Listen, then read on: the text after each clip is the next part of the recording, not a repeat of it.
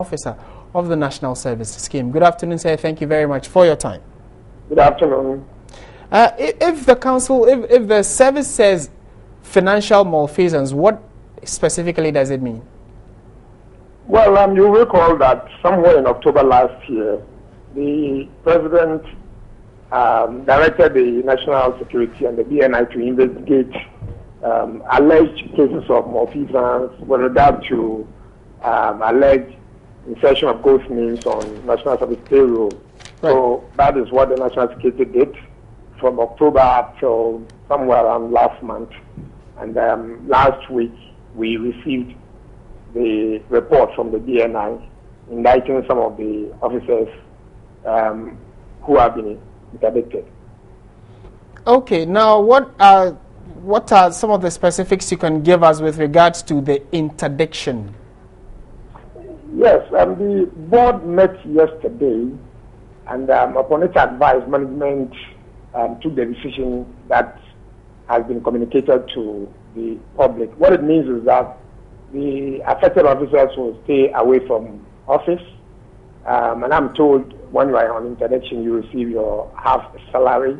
And if you look at our statement, it is indicated somewhere, one of the paragraphs, that this was without prejudice to any legal action that the state may decide to take, which also means that if the Attorney General Department decides to go on with prosecution, it will be free to do that without recourse to the scheme. So for the scheme, administratively, that is the steps that we have taken on advice of the board.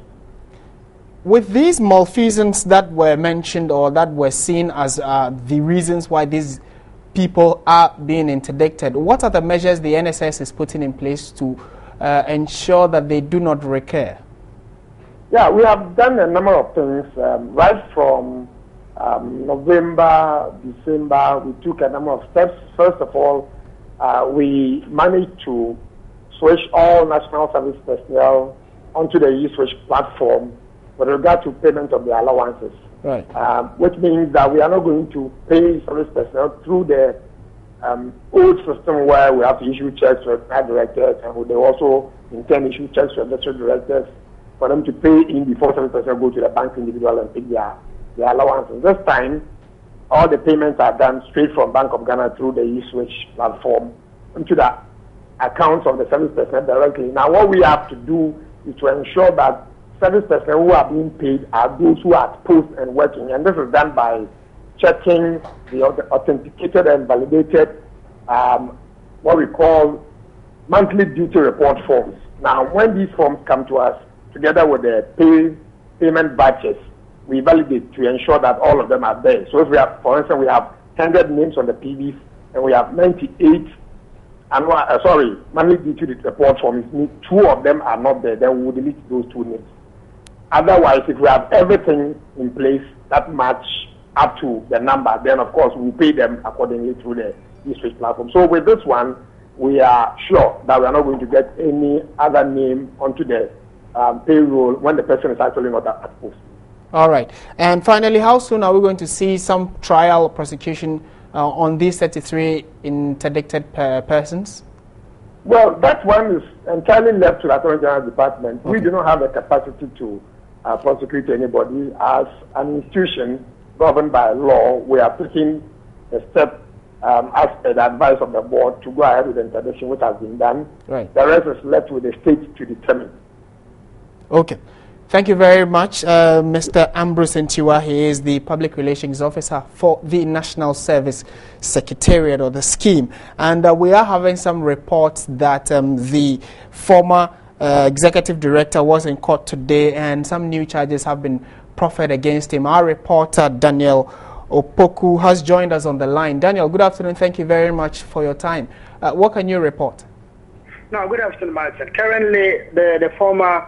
I wouldn't say the former because he's still the current executive director of the National Service Secretariat and the National Service King, that's Alhaji Mohammed Imoro. Alhaji Mohammed Sanfiu, at the latter part of last year, was interdicted for engaging in some financial malfeasance. He was accused of stealing 89 million cedis from the National Service Secretariat. And the latter part of last year, he was granted bail. But just this morning, the state has withdrawn the charges against the man, and now fresh charges have been preferred against him.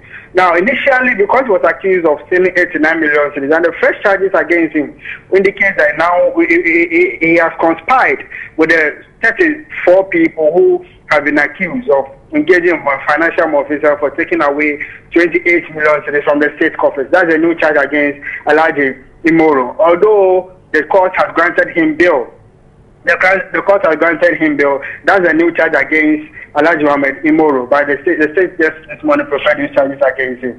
And hearing has been adjourned to 5th June, where he's expected to appear before the court and give his hearing. So, Daniel, the new information is that the old charges were withdrawn. The state withdrew those old charges, and a new one has been brought against him, which is that he conspired with a number of people. The which is that he has been allegedly accused of conspiring with about 33 to 34 officers of the National Service Secretariat across the country for stealing about 28 million cedis from state coffers. That's a new allegation. There's a new fresh charges against Alhaji Mohammed Imoro. Okay. All right. Thank you very much, Daniel Opoku, for that update. And he has just